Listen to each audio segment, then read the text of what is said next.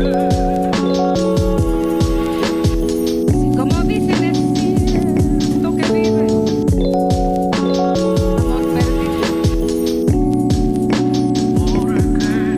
perdido.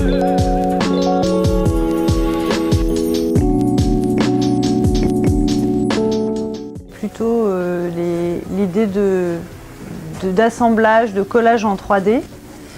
J'ai commencé ça assez jeune, vers l'âge de 12 ans, en voyant des photos du travail de Joseph Cornell qui fait des assemblages d'objets dans des boîtes vitrées. Ça me fascinait. Donc moi, j'essayais de faire un petit peu la même chose, mais bon, avec ce que j'avais sous la main, et c'était plus des images sur plusieurs niveaux que des objets, parce que j'en avais pas beaucoup.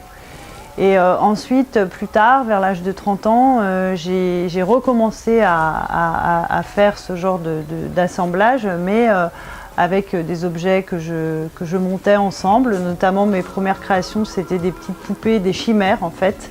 Je travaillais avec des poupées, je leur mettais des ailes de papillon, des mains ou des bras bizarres, voilà. Et là, j'ai commencé du coup à travailler différemment, c'est-à-dire qu'au lieu de moins en moins, je travaillais avec ce que j'avais sous la main, mais je recherchais les objets. Voilà, en m'inspirant effectivement de plein de choses étranges que j'avais vues dans des musées de sciences naturelles qui me fascinaient pas mal, notamment les chimères. C'est de là que m'est venue l'inspiration.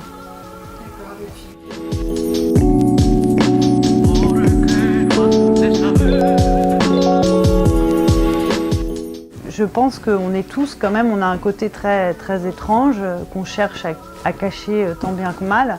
Et pour moi, les chimères, ce sont des personnes qui assument leur bizarrerie en fait. Enfin, leurs bizarreries sont visibles en fait, alors que les nôtres sont cachées. On essaye de les camoufler.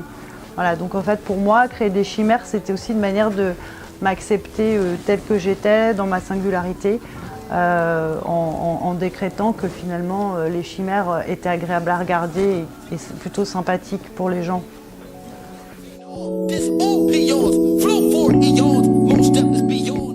Olivier Dupont est quelqu'un que j'apprécie beaucoup. Je l'ai connu d'abord comme client du temps où il avait une boutique de décoration en Australie, et puis après il a décidé de faire des livres. Il m'avait proposé d'être dans le tome 1 des Nouveaux Artisans.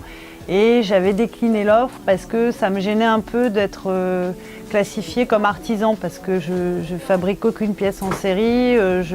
Les objets que je fabrique sont plus des œuvres que des objets, au sens où ils n'ont aucune utilité.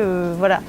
Donc ça me gênait. Et puis bon, il a beaucoup insisté, et quand j'ai vu le tome 1, j'ai un peu regretté de ne pas être dedans, parce qu'il y avait beaucoup de gens qui étaient à la lisière entre art et artisanat, et en fait, d'une certaine manière, je suis artisan au sens où je suis une artiste qui fait déjà tout elle-même, ce qui n'est pas le cas de beaucoup d'artistes contemporains qui font fabriquer. Moi, j'ai une démarche très artisanale, je fabrique toute seule avec mes petites mains, je bidouille des objets.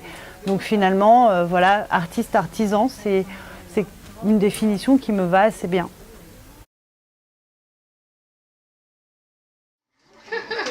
Moi, je ne vois pas beaucoup. Ah, dehors, ça. Bah, dehors,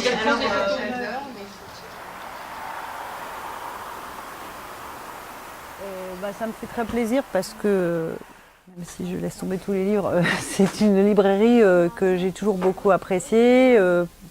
Voilà, c'est des livres que je rêverais d'avoir pour la plupart. Des livres d'art qui sont des grandes sources d'inspiration. Donc voilà, je suis vraiment très contente d'être ici. De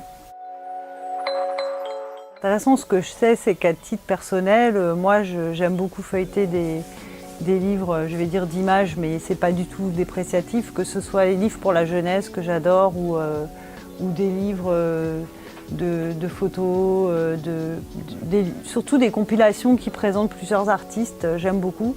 Ou parfois aussi des livres qui présentent des monographies d'artistes dont j'ai pas eu l'occasion de voir les expos. J'aime beaucoup ça, et je trouve ça souvent plus simple et direct que d'aller chercher sur Google des images et différents sites où ils vont être référencés. Je trouve ça beaucoup plus agréable. Donc voilà, ça reste un luxe, mais si on peut s'offrir ce genre de livre, bah, ça reste quand même un plaisir qui, à mon avis, ne passera pas.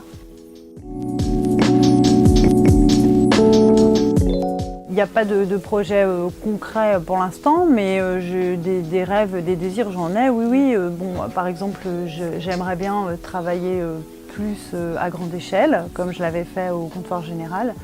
Ça, c'est vrai que c'est quelque chose qui me plairait, même si c'est pour utiliser beaucoup de miniatures, mais en mettre beaucoup et peut-être pouvoir aussi sortir du cadre de la boîte pour être peut-être dans une pièce, par exemple. Ça me plairait bien de faire des installations dans des pièces.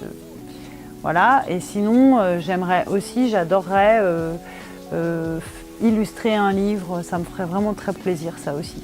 Avec un livre, par exemple, un livre pour enfants, avec mes créations photographiées, donc quelque chose de plus narratif, même si ce que je fais est déjà relativement narratif, ça me plairait énormément en fait, d'illustrer en volume.